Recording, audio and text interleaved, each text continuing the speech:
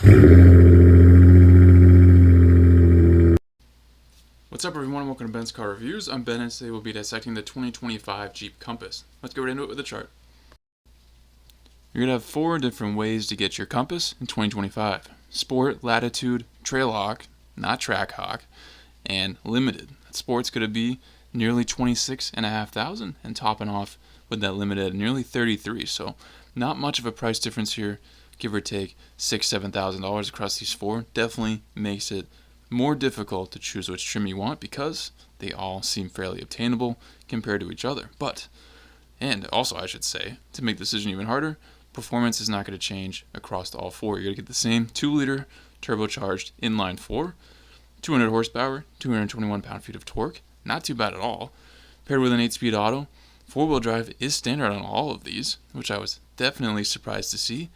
And when you're looking at MPGs, they're not too bad at all either. 24 in the city, 32 in the highway. So really, it's going to come down to what features you want and maybe exterior style, but that's what we're going to get into next.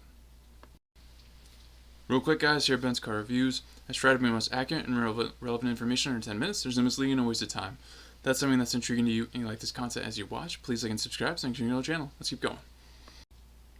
The Jeep Compass is no doubt an extremely popular model in Jeep's lineup. It's a more affordable way to get higher off the ground and have some cargo room compared to many of the options out there. The design is somewhat basic, but you can make it pretty nice if you want. So let's see what you're getting. LEDs will be powering your headlights, which is great to see. You didn't get skimped there with halogens. Not always guaranteed at these prices. All but the Sport trim will tack on fog lights and front cornering lamps, as well as auto high beams. Premium LED fogs are available on all but the Sport. Bi-function LED headlights and LED taillights are available on the top 2 trims only. The standard grille is a black grille with chrome rings. The Trailhawk has black mold-in color grille with neutral gray rings. The Limited gets a gloss black grille with chrome rings, so definitely some different looks there on that front end, depending on which trim you get, which I always like to see a difference. All but the Limited get a black mold-in color fascia insert, and the Limited gets it in gloss black, so pretty similar, just gloss versus regular. Rolling these things down the road will be 17-inch aluminum wheels on the Sport and Latitude, 17-inch painted black aluminum wheels in the Trailhawk, and finally 18-inch painted diamond cut aluminum wheels on the Limited. All-season tires are standard, but the Trailhawk will get all terrains. The Trailhawk is also the only trim to get a full-size spare. The rest get a delete spare. There's standard lower body side cladding, so definitely a lot of kind of smaller design details on these that you don't necessarily see on every other vehicle on the road. Sport and Latitude have body colored roofs, and the top 2 trims will get a black roof. And above that roof, Sport gets delete roof rails and the rest have black side roof rails. All have body colored fascias with accents. A diamond black fascia is available on the Limited. As I mentioned earlier, there are only 5 color options on these, but it generally covers the ones you'd want. There are some 2-tone options on the top 2 trims also. There's standard heated side mirrors. They're also going to come in gloss black, be manual folding, and power adjusting. The top 2 trims will have blinkers incorporated with those also. Sport has black door handles, the rest get body colored. A rear wiper is standard, and rain sensing wipers are standard on the top 2 trims and available on the Latitude. All trims will have a hidden exhaust tip. Wish the Trailhawk maybe had a dual tip look to add on to its sportiness, but it is what it is. There are several badges, standard, and decals to be had also. You can really kind of bling this out, if you will, with decals and other things to show what you're driving. The power liftgate is available on all but the Sport, as well as the hands-free option. Fortunately, not even the power setup is standard on any of these. Max towing sits at 2,000 pounds. The standard suspension is an all-wheel drive suspension as mentioned, but the Trailhawk gets an off-road suspension. The Compass measures in at 173.4 inches long, 73.8 inches wide, 64.6 inches tall, and weighs in at most 3,840 pounds. I think the best bang for your buck would either be either of the top 2 trims. As you'll see in the next section, the Limited and the Trailhawk have the most standard features. Latitude has most of those as an option, but I think you may as well go all out and get them standard. So let's get into it. The interior of this compass definitely impressed me at a first glance. You're getting more than I would have expected for these price points. There are a lot of ways to configure this as well. The standard infotainment setup is going to be an 8.4-inch touchscreen display.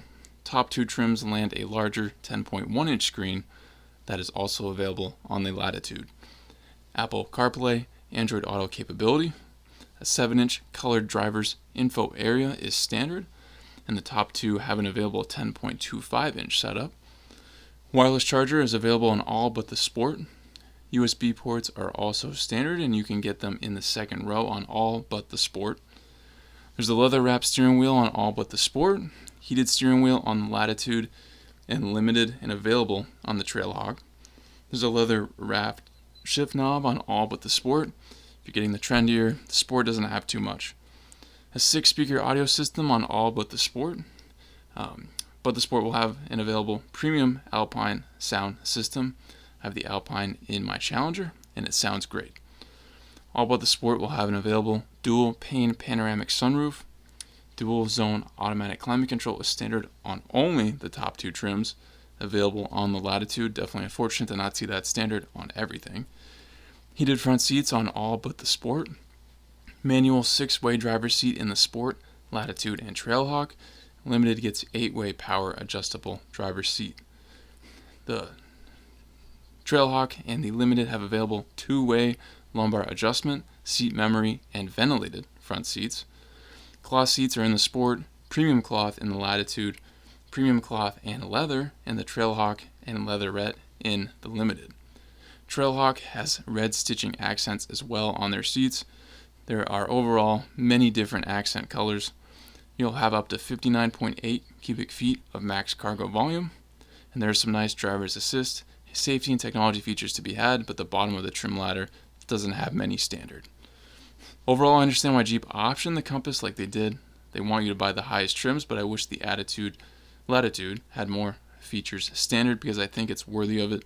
It might even get more people to buy these, because you are saving a few thousand if you go with that Latitude compared to the top two.